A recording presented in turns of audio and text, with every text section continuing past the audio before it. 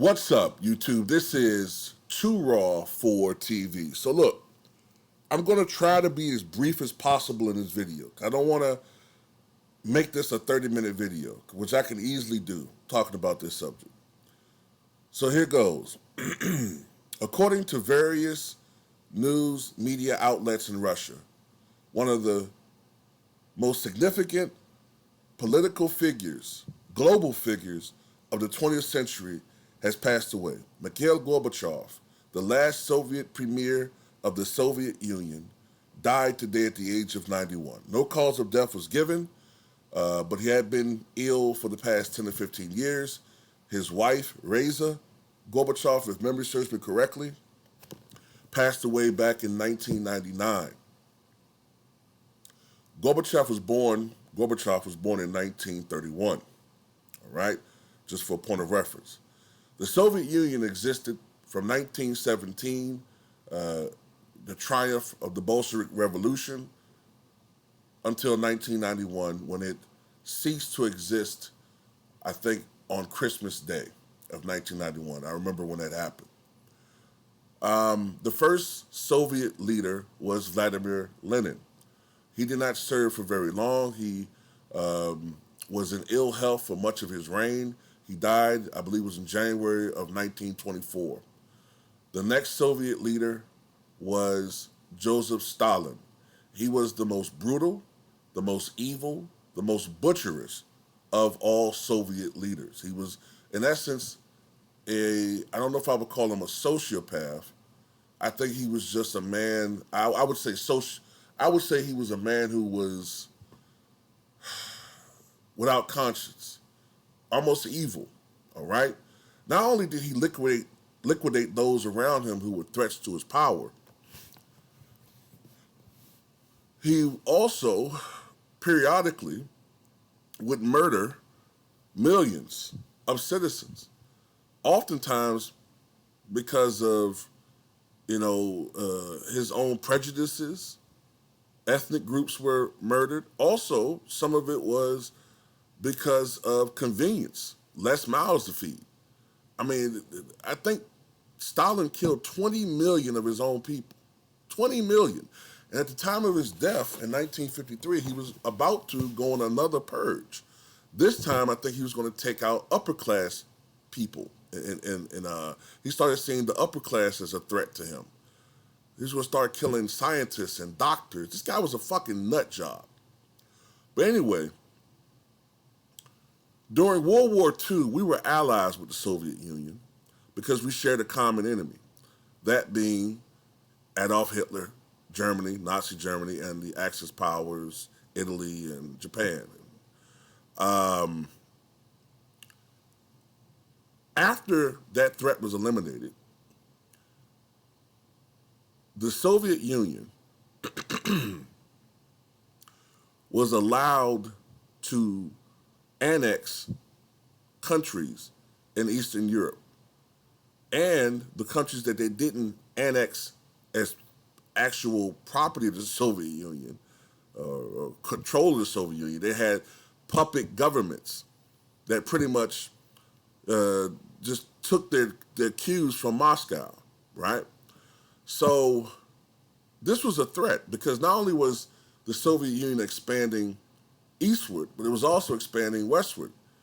I have to remember that it was in 1949 that China became a communist country. And then communism was expanding westward. Korea was threatening, the whole peninsula was threatening to become communist. And then of course later on we had the Vietnam War, where North Vietnam, South Vietnam, communist versus democratic. So anyway, there was this domino effect that the United States government feared, where if communism spread too far, then it would be this wave of communism which threatened the sovereignty of not just the allies of the United States, but eventually the United States itself. And that was behind many of the wars or invasions that you saw in the 50s and 60s. The Korean War, the failed Bay of Pigs invasion in 1961 under Kennedy, the Vietnam War. All these things had to do with communism, for the most part. Some of it was a convenient excuse for spreading American imperialism and influence as well. But anyway, after Stalin died, the next Soviet leader to prevail was Nikita Khrushchev. And it was around this time that Mikhail Gorbachev began to slowly rise through the ranks of the Soviet leaders.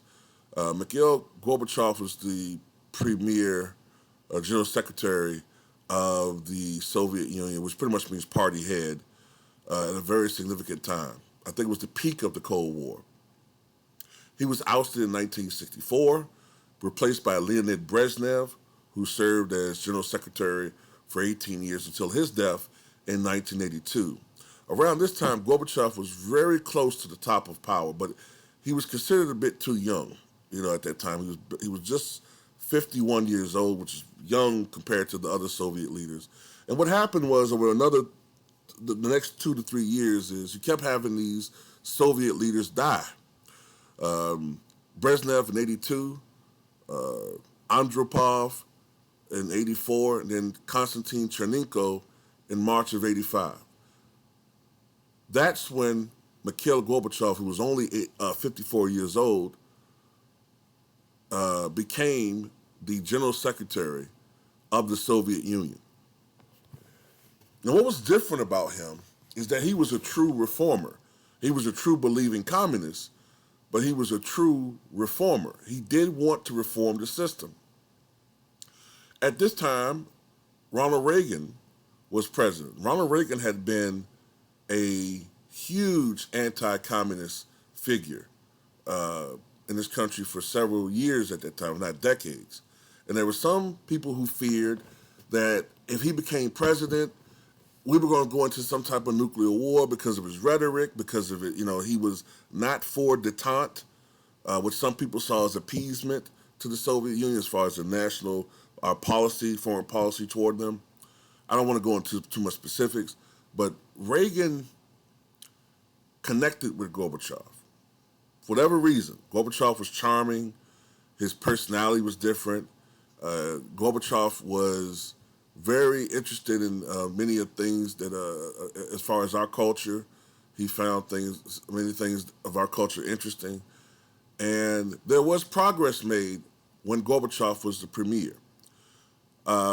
There were certain policy initiatives that he instituted, glasnost and perestroika. These were things that were done to open up the system. Look, there was limited business ventures. Still, it was business ventures that some citizens could invest in and make money. This was the beginnings of the capitalist system, limited, though, in the Soviet Union. They were starting to open up the system as far as enterprise, as far as businesses, McDonald's and things like that. People were starting to be exposed to the Soviet people. Were starting to be exposed to radio stations and television programs outside of the Soviet Union for the first time in its history. But these things, which was meant to lax the system and appease the people, had an opposite effect. The opposite effect of this is that it wanted people wanting more freedoms. That, plus the fact that the Soviet Union had to compete with the United States as far as the military budget, because Reagan increased the military budget. The Soviet Union, which was hiding the fact that they were struggling financially, felt it had to compete. These things combined to eventually destroy the Soviet Union. Mikhail Gorbachev, one of the main reasons he lost power is because of these reforms that he was implementing. He lost control of the hardliners in his party. Those hardlining communist old men that didn't want any change. He lost their support. But he also lost the support of those who, he never had the support actually, of those who now wanted democratic freedoms, which were led by Boris Yeltsin. These things led to Gorbachev then doing things that were uncharacteristic, crackdowns, when people were protesting for more freedoms, showing his more brutish side. Uh, then we transitioned into the Bush presidency. And at that time, the writing was on the wall. I remember when I was 11 years old, I remember when there was this unsuccessful coup against Mikhail Gorbachev, where they tried to, the hardliners kidnapped him and was going to forcibly remove him from power. While he stayed in power, he stepped down from the general secretary position, meant that he no longer was the leader of the party. He was the head of state as president, but his days as the leader of the Soviet Union and the Soviet Union itself were limited. By December of 1991, most world leaders no longer were even recognizing Mikhail Gorbachev as the leader of the Soviet Union. By this time, Boris Yeltsin had been elected the president of the Russian Federation. And most people were recognizing Boris Yeltsin as the leader. Christmas Day, Mikhail Gorbachev resigned as the leader of the Soviet Union. Christmas Day, 1991, and the Soviet Union failed to cease to exist after that day. The Soviet flag came down, the Russian flag came up. Now, this is the thing. Many Russian experts, including former President Richard Nixon, at that time, said that it was vital that the United States helped in aid of Russia, because if we allowed Russia to go back to, and it was never going to be a return to communism, but if we allowed Russia to be taken over by a new type of despotism, this despot would ultimately cede more and more control and be a threat to the world. And look at where we are right now with Vladimir Putin.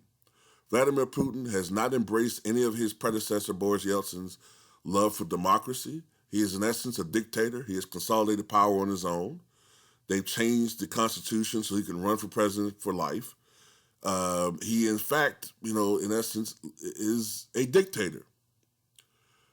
Gorbachev ran for president in 1996 as a communist, only got 1% of the vote in that election, and he's ceded to obscurity. He was not a world figure after his retirement, spoke a few times, but, he had been largely quiet for the last 30 plus years. You know what's so interesting about this?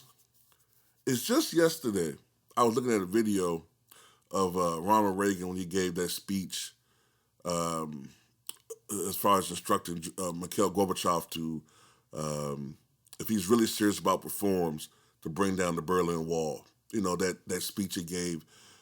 General Secretary, if you seek peace, open this gate. Tear down this wall.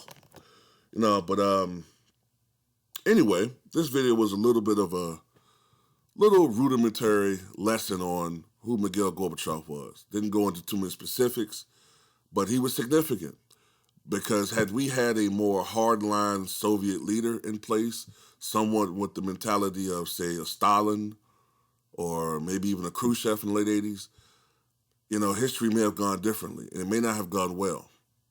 It may not have gone well for us. We may have had some type of nuclear showdown. Who knows? But Mikhail Gorbachev was the right leader at the right time. That's pretty much it. I want to share one little thing before I end this video. Nikita Khrushchev initially didn't think much of John F. Kennedy, right? But during the Cuban Missile Crisis of 1962, and that's when the Soviets had so little respect for Kennedy at the time that they were stocking nuclear warheads on Cuba. And our intelligence found out about that. And there was a showdown between the United States, our government, our military, and the Soviets. And the Soviets blinked. But after that, I guess a modern term would be Kennedy showed his big dick energy. And that's when Khrushchev respected him. But what's so interesting is when Kennedy was assassinated,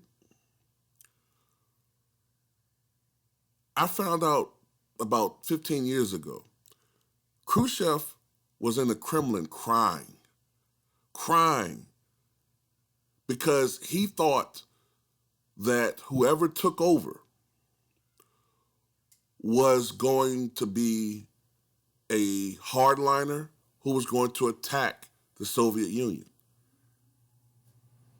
He thought whoever took over the government in the United States was going to be a anti-communist super hardliner who was going to attack the Soviet Union. And if you know anything about Nikita Khrushchev, that's not in his character. So, that just goes to show you the tension that was going on at that time in our country and in the world. Tell me what you guys think. I still went 16 minutes.